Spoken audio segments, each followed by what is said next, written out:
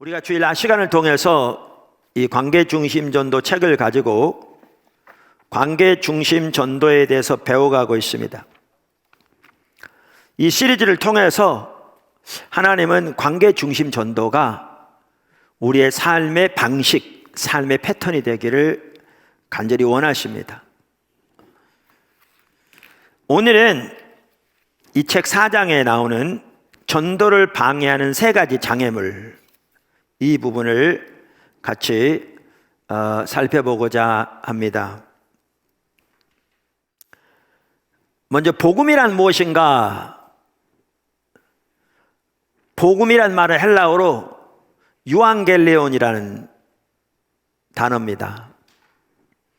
근데 유는 좋다는 뜻입니다. 그러니까 율로지 그러면 로고스 말씀이니까 좋은 말이라잖아요.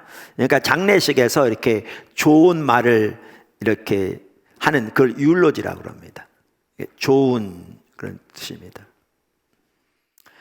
앙겔리오는 소식이라는 말입니다. 그래서 복음이라는 말은 좋은 소식, 복된 소식을 말합니다.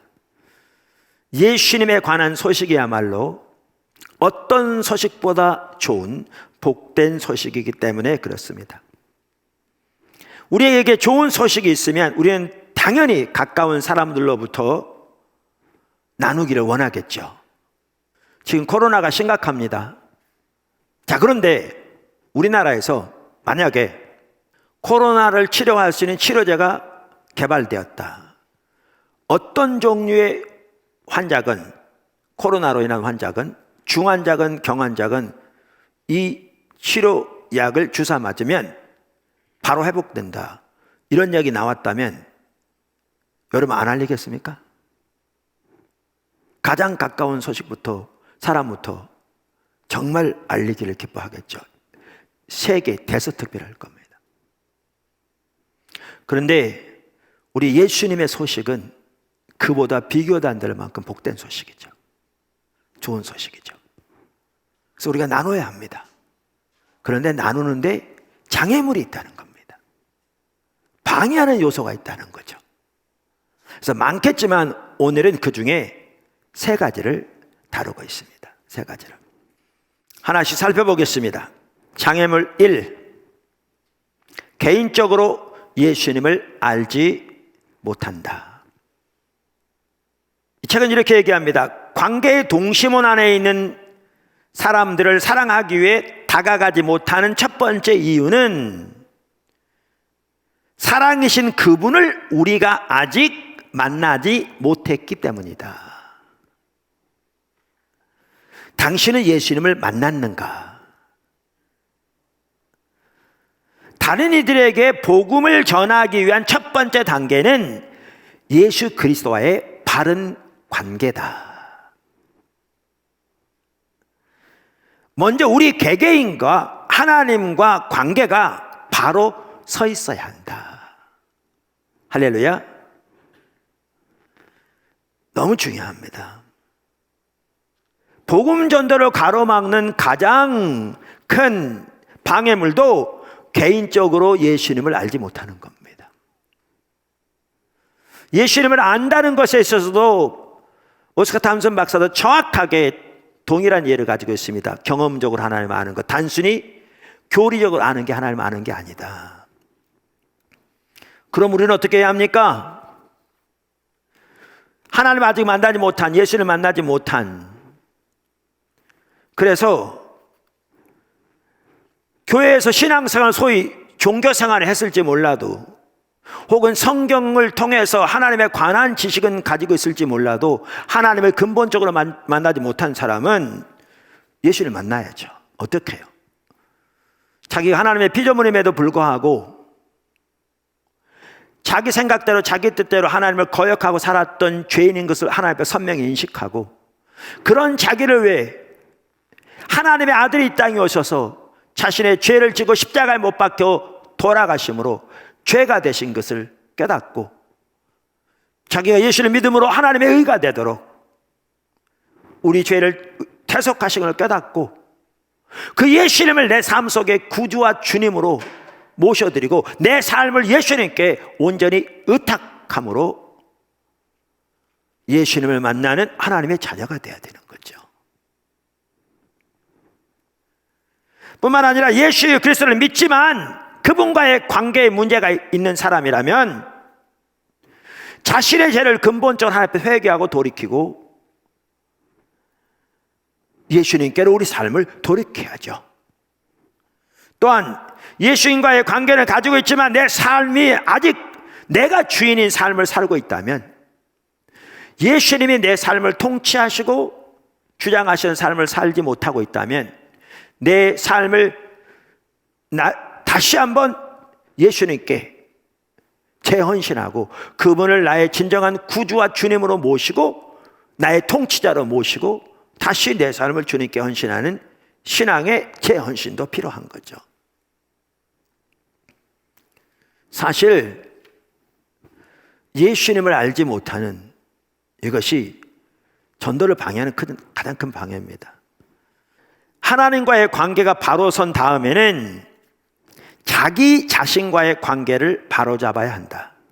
당신의 자아가 회복되어 하나님이 창조하셨을 때의 모습을 되찾게 됐을 때 예수님이 당신을 통해 그분의 생명을 나타내실 수 있다. 그러나 자기 자신과의 관계가 바로 세워지지 않는다면 다른 사람과의 관계도 위태할 수밖에 없다. 가까운 이들에게 복음을 전하지 못하게 가로막는 두 번째 장애물은 거절과 실패에 대한 두려움이다. 그리스도의 관계에 확신이 없고 그리스도 안에서 자신이 누구인지를 제대로 이해하지 못하면 다른 사람들의 생각이나 행동을 두려워하게 된다. 이렇게 말합니다. 그러면서 그는 두려움에 대한 성경적인 가르침을 하나씩 살펴가고 있습니다. 자, 그러면서 작은 첫 번째, 우선 두려움은 하나님께로부터 온 것이 아닙니다. 두려움은 하나님께로부터 온 것이 아닙니다. 디모데후서 1장 7절 이렇게 말합니다. 하나님이 우리에게 주신 것은 두려워하는 마음이 아니요 오직 능력과 사랑과 절제하는 마음이니. 요한일서 4장 15절 이하도 동일하게 말합니다. 누구든지 예수를 하나님의 아들이라 시인하면 하나님이 그의 안에 거하시고 그도 하나님 안에 거하느니라. 하나님이 우리를 사랑하시는 사랑을 우리가 알고 믿었노니 하나님은 사랑이시라. 사랑 안에 거하는 자는 하나님 안에 거하고 하나님도 그 안에 거하시느니라. 이로써 사랑이 우리에게 온전히 이루어진 것은 우리로 심판날에 담대함을 가지게 하려 함이니 주께서 그러하신 것 같이 우리도 이 세상에서 그러하니라. 사랑 안에 두려움이 없고 온전한 사랑이 두려움을 내쫓나니 두려움에는 형벌이 있음이라. 두려워하는 자는 사랑 안에서 온전히 이루지 못하였느니라. 이렇게 말함으로써 성경은 두려움이 하나님께로부터 온 것이 아님을 명확하게 말하고 있습니다. 그러면서 이분이 그 하버드 대학에서 있었던 일을 여기 기록하고 있는데요. 아주 이렇게 좋은 예입니다.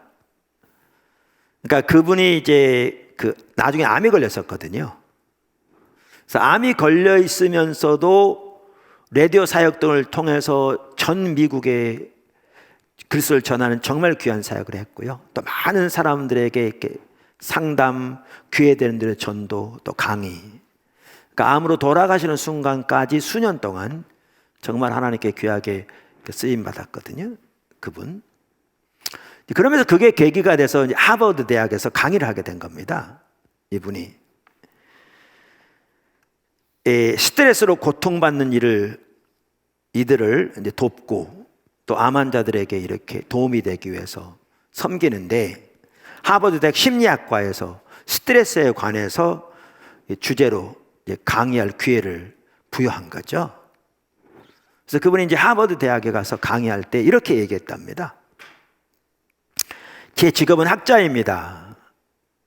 하지만 오늘 아침에는 학자의 모습으로 여러분 앞에 서 있고 싶지 않습니다. 이 시간에는 여러분에게 저의 약점을 그대로 보이고 암에 관한 제 경험을 나누고 싶습니다. 저는 이곳에 학술 논문을 발표하려고 오지 않았습니다.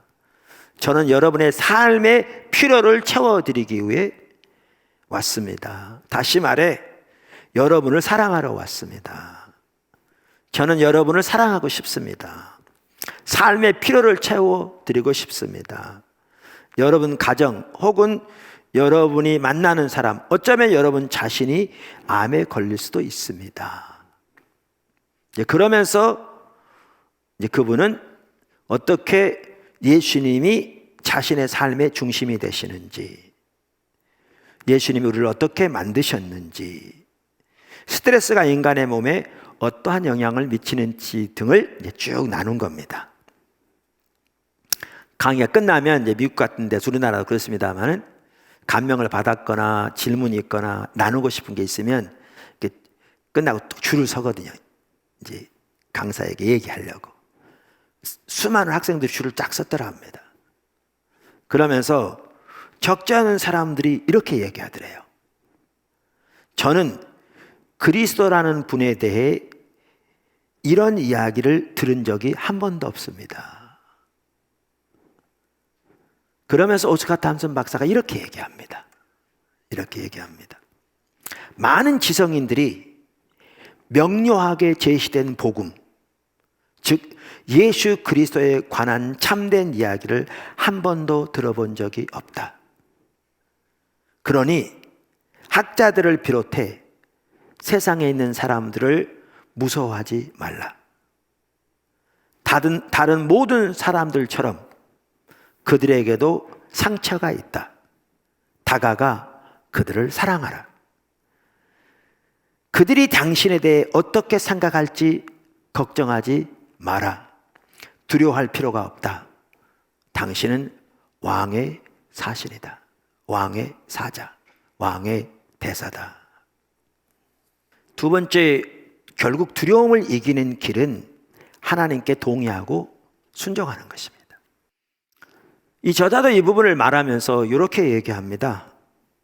듣는 것과 들은 것을 실제로 적용하는 것은 별개다. 아멘. 듣는 것과 들은 것을 실제로 적용하는 것은 별개다. 하나님이 그분과 그분의 뜻을 이해하게 하시고 나면 그분은 우리에게 가르치신 것에 대해서 우리에게 책임을 물으신다. 하나님이 우리에게 진리를 알려주셨는데 우리가 그 진리에 순종하지 않으면 우리는 영적으로 고통을 느끼게 된다. 한 학생이 솔직하게 시인했다. 그렇다면 차라리 전 모르는 채 살고 싶습니다. 그러나 그 학생의 선택도 답이 될 수 없다. 우리는 디모데 후서 1장 7절의 말씀을 취하고, 아까 하나님 우리에게 주신 것은 두려워하는 마음이 아니고 그 구절이죠. 취하고 선포하며 하나님과 동의해야 한다. 겁먹지 말고 앞으로 발걸음을 내디디며 순종해야 한다. 그러니까 두려움을 이기는 길은 하나님께 동의하고 순종하는 것입니다. 그러면서 이 책에도요, 뭐를 자세히 이렇게 안 다뤘지만 뭐를 다루고 있느냐 하면 사랑과 순종의 관계를 잘 다루고 있습니다. 이게 아주 중요합니다. 자, 그래서 그 부분을 좀 더 상세하게 살펴보겠습니다. 자, 작은 첫 번째. 사랑과 순종은 서로 깊은 관계가 있습니다. 뭐가 서로 깊은 관계가 있다고요? 사랑과 순종이. 우리가 잘 압니다. 여러 번 살펴봤습니다. 요한복음 14장에 보면 이게 명확하게 나옵니다. 요한복음 14장 15절 예수님이 말씀하신 거죠. 너희가 나를 사랑하면 나의 계명을 지키리라. 21절 나의 계명을 지키는 자라야 나를 사랑하는 자니 나를 사랑하는 자는 내 아버지께 사랑을 받을 것이요 나도 그를 사랑하여 그에게 나를 나타내리라. 그에게 나를 나타내리라. 23절 예수께서 대답하여 이르시되 사람이 나를 사랑하면 내 말을 지키리니 내 아버지께서 그를 사랑하실 것이요 우리가, 그러니까 아버지와 예수님이죠, 우리가 그에게 가서 거처를 구함께 하리라. 나를 사랑하지 아니하는 자는 내 말을 지키지 아니하나니 너희가 듣는 말은 내 말이 아니요 나를 보내신 아버지의 말씀이니라. 직접적인 관계가 있습니다. 우리가 예수님을 사랑하면 예수님께 순종할 것이고, 예수님을 사랑하지 않으면 예수님께 순종하지 않을 것이고, 예수님께 순종하는 자가 예수님을 사랑하는 자고, 예수님께 순종하지 않는 자는 예수님을 사랑하지 않는 자라. 그만큼 밀접하게 관련이 있습니다. 사실 사랑과 순종은 밀접한 관계가 있기 때문에 이게 어떠한 제사보다 의식보다 중요합니다. 그래서 하나님께서 초대왕 사울에게 하신 말씀도 그 말입니다. 제사보다 순종을 원하신다고. 작은 두 번째, 순종의 관계를 회복해야 합니다. 이렇게 예수님을 사랑하는 것과 예수님께 순종하는 것은 밀접한 관계가 있고요, 이게 우리 신앙의 핵심이요 본질이기 때문에 우리 모두는 순종의 관계를 회복해야 합니다. 우리가 순종하지 않고, 하나님께서 깨닫게 하셨는데도 순종하지 않고, 또 깨닫게 하셨는데도 순종하지 않으면 우리의 마음이 굳어집니다. 그러면 불순종이 습관이 됩니다.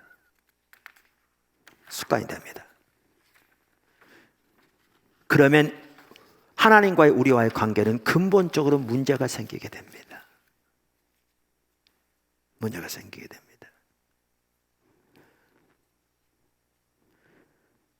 이럴 때 우리는 우리의 영적인 처지를 인식하고 하나님 앞에 회개하여 다시 민감하게 하나님의 인도하심에 반응하는 자리로 회복돼야 합니다. 우리 모두가 그렇게 회복돼야 합니다. 하나님께서 사무엘에게 찾아오셔서 반복적으로 사무엘을 부르실 때 사무엘은 하나님인지 모르고 엘리를 찾아갔습니다. 세 번째 사무엘이 왔을 때 엘리는 하나님이 그를 부르신 것을 깨닫고 다시 하나님 부르시거든 이렇게 말하라 그러면서 하나님의 음성을 듣는, 하나님 앞에 서는 올바른 자세를 가르쳐 줍니다. 3장 9절 사무엘상, 엘리가 사무엘에게 이르되 가서 누웠다가 그가 너를 부르시거든 내가 말하기를 여호와여 말씀하옵소서 주의 종이 듣겠나이다 하라 하니 이에 사무엘이 가서 자기 처소에 누우니라. 여호와께서 임하여 서서 전과 같이 사무엘아 사무엘아 부르신지라 사무엘이 이르되 말씀하옵소서 주의 종이 듣겠나이다. 그러니까 하나님의 말씀에 예민하게 반응하는 자세를 말합니다. 이 자리로 회복돼야 합니다. 그래서 한 분이 늘 이렇게 기도했다고 합니다. 깃털 같은 예민한 성령의 움직임에도 예민하게 반응하는 사람이 되게 하옵소서.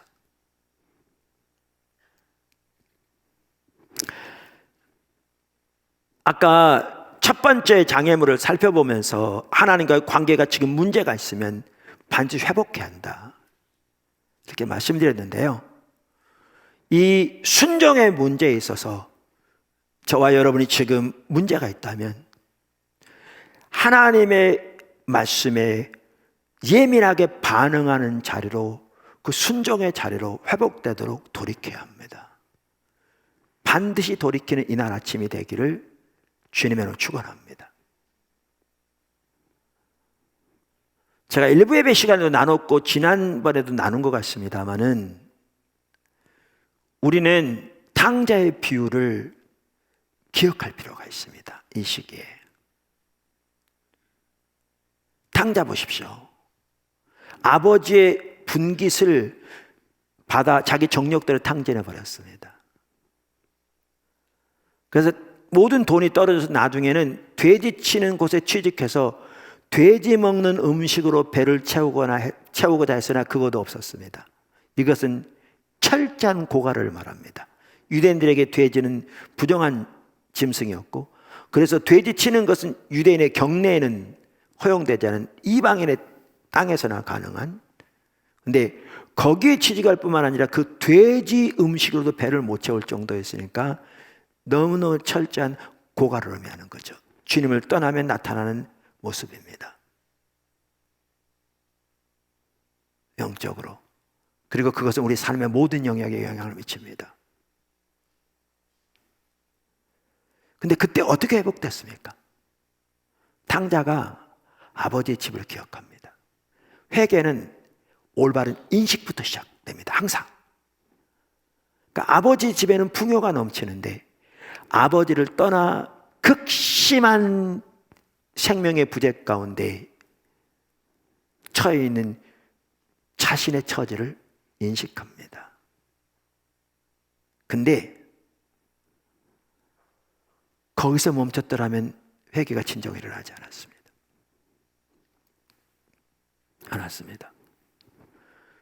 이제 그는 그것을 인식하고 아버지 집을 향해 나아갑니다. 여기 중요한 게 있습니다. 여기에 하나님의 은혜가 함께 있을지 모르지만 깨닫게 하신 것 등 중요한 것은 탕자가 깨닫고 회개하고 돌이키고 일어나 아버지 집을 향해 갔다는 겁니다. 무슨 말이냐면요, 아까 이렇게 굳어졌을 때, 예를 들면 우리는 적지 않은 사람들이 어떻게 생각하냐면 하나님이 어느 날 나의 굳은 마음을 기경해 주실 걸로 생각합니다. 아니요, 그건 우리가 해야 할 일입니다. 성경이 우리에게 너희가 회개하라 하고 명령하고 있고 묵은 땅을 기경하라 하고 명령하고 있습니다. 우리 하라는 겁니다. 저와 여러분 해야 할 일입니다. 그대로 있으면 되지 않습니다. 여러분이 하셔야 합니다. 하셔야 돼요. 누가복음 15장에 나오나 이 비유가? 거기에 보면 세 가지 비유가 나오는데 셋 다 아버지의 사랑을 이렇게 보여주는 비유입니다. 그러니까 비유 하나하나에 너무나 많은 것을 이렇게 의미를 두면 비유 해석에 문제가 있지만 이런 부분을 볼 수가 있습니다. 탕자가 일어나 아버지 집을 가는데 탕자가 한 발짝 뗐더니 아버지가 달려오신 게 아니었습니다. 아버지 집을 향하여까지 갔습니다. 거리는 얼마나 되는지 안 나오냐 상당한 시간이 걸렸을 겁니다. 우리가 오늘날 깨닫고 회개하고 돌이킨다고 다음날 곧바로 아버지가 오지 않습니다. 특별히 우리의 지금 영적인 상태가 불순종이 습관이 되어버린 상태, 마음이 딱딱하게 굳어져 버린 상태에 있다면 몇 가지 한두 가지 잘못했다고 돌이킨다고 곧바로 아버지가 오지 않을 것입니다. 성경에도 회개에 대한 가장 핵심적인 구절을 다루면서 스스로 겸비하고 이게 자기 처지를 인식하고 하나님께 동의하는 거잖아요. 기도하고 하나님의 얼굴을 구하고 그 악한 길에 떠나면 이게 과정이 필요하죠. 때로는 반복적인 과정. 그러면 하늘에서 듣고 그 죄를 사하고 그 땅을 고치게 회복시키다 하고 이 말 하나님 오시겠다 그 말이에요. 그런 것처럼 성경 전체적으로 볼 때에도 이렇게 회개하고 가야 합니다. 근데 여기 아버지의 사랑인 거죠. 탕자는 그동안 자대로 먹지도 못하고 얼마나 완전히 뼈싹 말라가지고 피폐했겠습니까? 그러니 기운이들 있었겠습니까? 거기다가 아버지를 볼 면목이 어디 있겠습니까? 그러니까 육체적으로도 정서적으로도 너무나 피폐한, 그런데 아버지 집을 향하여 가는 어깨는 축 처졌을 것이고 고개도 들지 못하고 아마 땅을 보면서 터벅터벅 걷는 그의 모습. 그런데 아버지는 그걸 보시고 달려오십니다. 끌어안으시고 입에다 볼을 맞추고, 얼마나 지저분한 얼굴이었겠습니까? 세수나 제대로 했겠습니까? 샤워를 했겠습니까? 내 아버지는 전혀 개의치 않았습니다. 그리고 반지를 빼어 끼워줍니다. 그러니까 아들로서 모든 아버지의 유업을 받을 상속자인 아들로서의 권위를 회복시켜 준 거죠. 뿐만 아니라 그를 위해 잔치를 벌입니다. 지금 주님이 반복적으로 말씀하신 게 아까 영적으로 그렇게 완전히 고갈된, 피폐한, 불순종이 습관이 되어버린, 마음이 굳어져 버린, 특별히 코로나 시대에 예배도 제대로 못 드린 지가 오래되다 보니까 이런 사람이 절대로 적지 않을 수 있다 그 말이죠. 이들에게 주님이 그렇게 회개하고 나오라고 하는 겁니다. 주님의 얼굴을 구하여 설하는 겁니다. 다양한 시간들을 통해서도. 그리고 그렇게 나올 때, 그렇게 주님의 도움을 구하여 나올 때 달려오신 하나님의 성경에 말씀하신 그대로 정말 하나님의 사람들을 회복시켜 주시고 만나 주시고 놀랍게 역사하신 것을 정말 많이 봅니다. 그렇게 돌이켜야 합니다.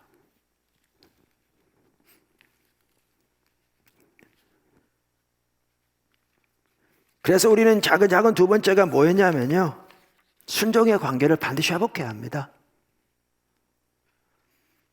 그 세 번째, 작은 세 번째, 결국 두려움을 이기는 것은 하나님께 대한 순종입니다.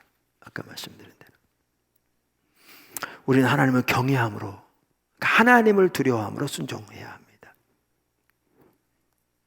베드로전서 3장 15절, 너희 마음에 그리스도를 주로 삼아 거룩하게 하고 너희 속에 있는 소망에 관한 이유를 묻는 자에게는 대답할 것을 항상 준비하되 온유와 두려워함으로 하고, 이 말은 하나님을 경외함으로 하라 그 말입니다.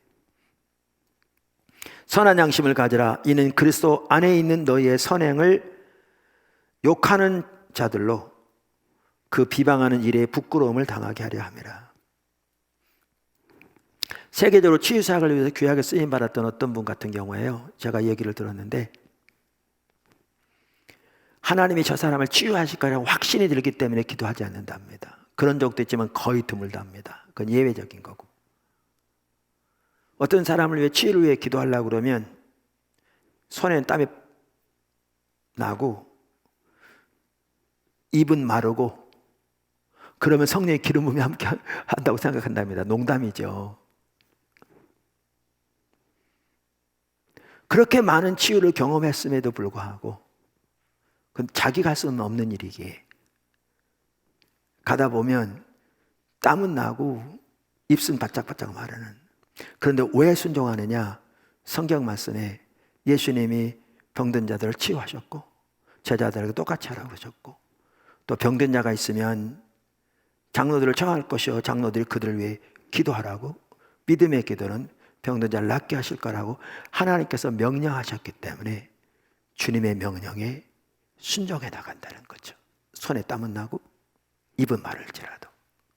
네, 그렇게 순종해 나갈 때 성령께서 역사하셔서 하나님이 이루신다는 거죠.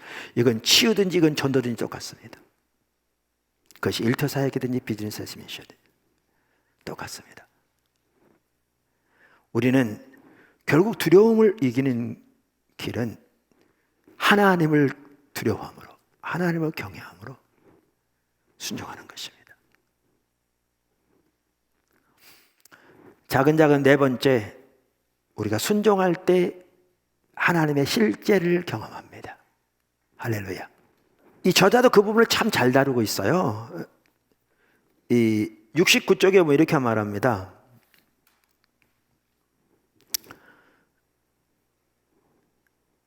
아까 우리가 요한복음 14장 21절도 보았잖아요.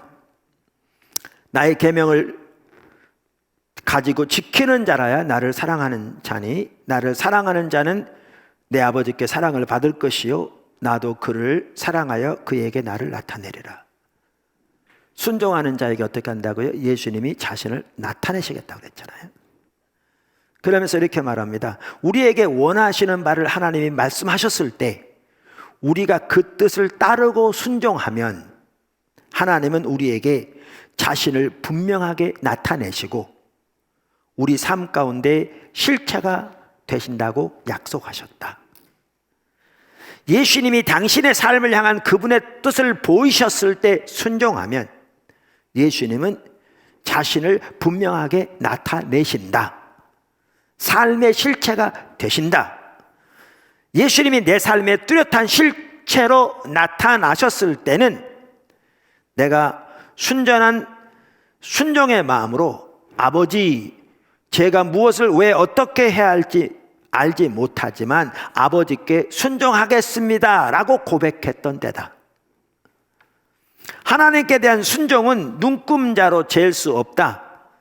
순종의 척도를 특정 이론으로 만들고 싶은 생각도 없다. 다만 우리가 그분에게 순종할 때 삶 가운데 자신을 나타내시고 삶의 실체가 되어주시는 것이 그분의 본질이라는 것만은 분명히 말하고 싶다. 두려움은 하나님으로부터 온 것이 아니라는 하나님의 말씀에 동의하라. 당신에게 능력과 사랑과 근신하는 마음을 주시는 그분을 신뢰하라. 우리가 순종할 때 하나님을 경험합니다. 순종할 때 하나님이 우리의 삶 속에 실제가 되시는 것입니다. 여러분이 그 놀라운 하나님을 삶에서 무수히 경험하게 되시기를 이 관계중심전도에서도 예수님의 이름으로 축복합니다. 그러면서 이 저자는 반석 위에 집을 지으라 이렇게 얘기합니다. 여러분 잘 아는 구절이죠. 예수님께서 마태복음 5장부터 산상수훈을 쭉 말씀하고 난 다음에 마지막 부분에서 반석 위에 집을 짓는 지혜로운 자와 모래 위에 집을 짓는 어리석은 자의 비유를 드십니다. 그러면서 이렇게 말씀하십니다.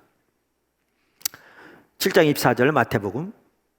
그러므로 누구든지 나의 이 말을 듣고 행하는 자는 그 집을 반석 위에 지은 지혜로운 사람 같으리니 비가 내리고 창수가 나고 바람이 불어 그 집에 부딪히되 무너지지 아니하나니 이는 주초를 반석 위에 놓은 까닭이요 나의 이 말을 듣고 행하지 아니하는 자는 그 집을 모래 위에 지은 어리석은 사람 같으리니 비가 내리고 창수가 나고 바람이 불어 그 집에 부딪혀 무너져 그 무너짐이 심하니라. 여러분 잘 아시죠? 이 두 사람의 차이가 뭔지 아십니까? 어떤 사람이 이렇게 잘못 생각합니다. 지혜로운 사람은 예수님의 말씀을 들은 사람이고 여기 어리석은 사람은 예수님의 말씀을 안 들은 사람이다. 아니요, 틀렸습니다. 예수님이 산상수훈 5장부터 7장까지 말씀하신 다음에 하셨거든요. 그러면서 이 구절에도 보면 똑같이 누구든지 나의 이 말을 듣고까지는 같습니다. 그러니까 둘 다 들었습니다. 근데 차이가 뭐였느냐? 반석 위에 지은 사람은 듣고 행한 자고 모래 위에 지을 집은 사람은 듣고 행치 않은 사람입니다. 우리말 성경에는 시제가 그렇게 안 돼 있는데요. 원어 성경에는 과거형입니다. 그러니까 여러분 영어 성경 보면 아마 과거로 돼 있을 겁니다. 무슨 얘기냐? 아마 예수님이 이 말씀 하시기 전에 실제로 그 지역에 큰 홍수가 나서 일반적으로 보통 여러분 모래 위에다 그냥 지어도요, 그냥 일반 흙 위에다 그냥 대강 지어도 보통 때는 전혀 문제가 없습니다. 보통 때는. 언제 문제가 되느냐? 비가 오고 바람이 불 때 문제가 됩니다. 그래서 많은 집이 쓸려나가고 무너지고 사람들이 죽고 그랬던 일이 있었던 것 같습니다. 그러니까 그걸 상기시키면서 지금 하신 말씀입니다. 그래서 여기에 보면 시제가 과거로 되어 있습니다. 원래 원문에는. 이거를 말씀하시면서 예수님이 너희는 반석 위에 집을 짓는 사람이 되라. 이렇게 말씀하신 겁니다. 순종하는 사람이 되라. 그러면서 재미있는 예가 있어요.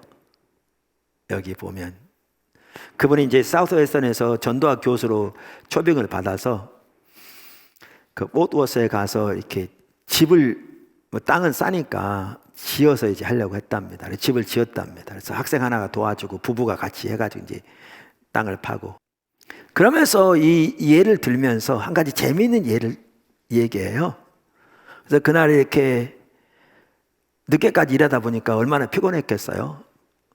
그래가지고 사모님도 이제 골아 떨어졌는데 수도꼭지에 물이 안 잠겨가지고 똑똑똑 떨어지는 거죠. 여러분 밤늦게 똑똑 떨어지면 아시죠? 되게 신경 쓰이잖아요. 잠 잘 나고도 그냥 계속 똑똑똑 떨어지고. 그래서 목사님이 사모님이 제발 일어나서 물을 좀 끌 줄 알았대요. 근데 전혀 끄지는 않고 완전히 골아 떨어졌대요. 그래서 자기가 할 수 없이 일어나서 꺼야 하는 그것을 생각하면서 이렇게 말해요. 이렇게 말해요. 그걸 하나의 비유로 들어서 얘기하는 거죠. 우리가 아버지 당신이 분명하게 나타나시기를 원합니다. 당신의 임재를 느끼기 원합니다. 라고 하나님께 기도하면, 우리가 그 삶을 살기 원하면, 그렇게 되기를 원하면, 그러면 하나님은 그날의 물소리처럼 우리에게 또렷하고 분명하게 나타나실 것이다. 예수님은 우리의 삶 가운데 분명하게 나타나기를 원하신다. 우리가 그분을 못 본 척 할 수 없을 만큼, 그분이 없이는 어떤 결정도 내릴 수 없을 만큼 또렷하게 나타나기를 원하신다. 모든 그리스도인의 삶에 분명하고 실질적으로 자신을 나타내시기를 원하신다. 그러므로 당신이 주님께 순종할 때, 주님은 두려움이 아닌 능력과 사랑과 근신의 모습으로 나타나실 것이다. 이렇게 우리 삶에 나타나기 원하시는데, 여기에 중요한 게 뭐냐? 우리의 순종이라는 겁니다. 세 번째 장애물, 깨어진 관계. 이제 관계를 가지고 지금 하나씩 다루고 있다고 말씀드렸잖아요. 이 부분에 있어서는 우리가 앞으로도 살펴볼 겁니다. 그래서 오늘은 제가 여기 나온 그 단락 몇 개 그대로 읽고 이 부분을 마치겠습니다. 오늘 앞으로 좀 더 자세히 살펴볼 거거든요.